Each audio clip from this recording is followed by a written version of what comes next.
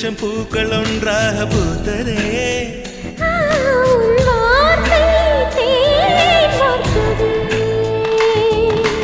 மௌனம் பேசியதே, குளிர் தென்றல் வீசியதே.